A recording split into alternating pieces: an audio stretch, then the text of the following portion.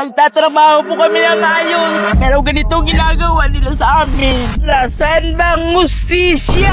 Hindi po tama yung ginagawa ni Stevie. Pinilit po nila ako pumirma. Yung mga hindi po pumirma, yun po yung dahilan.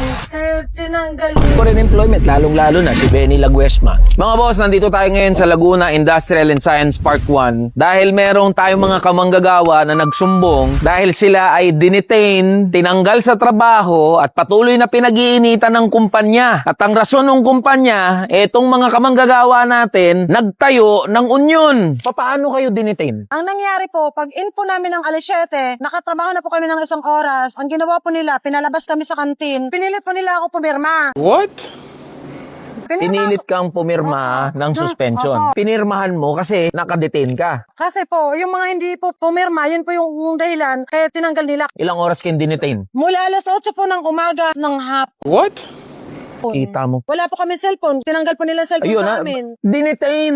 Pinilit na pumirma ng suspension na sinasabi, sinuspende nila yung sarili nila at umuwi sila ng probinsya. Higit sa lahat po talaga yung nag-umpisa kami bilang mag-union. Sunod-sunod na yung ano nila sa amin, pag-iinit, kung ano-anong dahilan. An- Po kami na sinimulan na harasin, tinanggalan ng karapatan bilang isang manggagawa Oo. at karapatan pantao. Kung ano-anong kaso ang ibinigay sa amin at ang sabi Yan yung sasabihin nila eh. Opo. Hindi kayo tatanggalin dahil nag-union kayo, pero gagawan kayo ng kaso. para matanggal kayo. Okay. Ba't ba kayo nag-decide na mag-union? Para po magkaroon sana ng magandang communication sa loob. Ayun. Para po sana maibigay sa amin yung tamang benefits, sir. Hindi para kalabanin. Opo. Ang sabi, para magkaroon ng mas magandang communication. Malinaw yan mga boss na ang pag-union, nasa batas yan. Opo. Hindi illegal ang pag-union. Nasa konstitusyon yan una at nasa labor code yan. Anong ginawa ng Dole? Ang nagsasalita lang po yung HR. Kasi ini-stop po kami na magsalita. Dapat ang dole po, makikinig sila sa side ng manggagawa. Eh, ang problema po, naging one-sided sila. Ito lang po masasabi ko sa Dolly na ang akala namin ay kakampi naming mga manggagawa pero sa aming tingin ay wala kaming puwang sa Dolly. Pag mga mahihirap po talaga, napakahirap pong lumaban pagdating sa Dolly. Hinihiling lang po namin na sana ibigay sa amin ang nararapat. Hindi po tama yung ginagawa ni Stevie. Nagtatrabaho po kami ng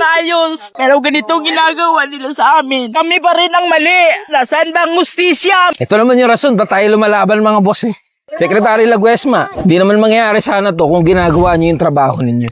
Di naman sana mangyayari na may nadedetain, may mga natatanggal, illegally terminated, illegally dismissed, kung ginagawa ng Dole, yung pagtatanggol, yung mandato niya para ipagtanggol yung mga manggagawa. Kaya ilalaban natin to, patuloy na lumalaban yung mga manggagawa, patuloy na tayo lumalaban, tumitindig. Dahil hanggat may mga kasama tayong mga kamanggagawa na ganito, wala naman tayong choice kundi lumaban eh. Kaya sana naman tauhan yung Department of Labor and Employment, lalong-lalo na si Benny Laguesma. Kaya ilalaban natin to mga boss. Tara na, kamanggagawa.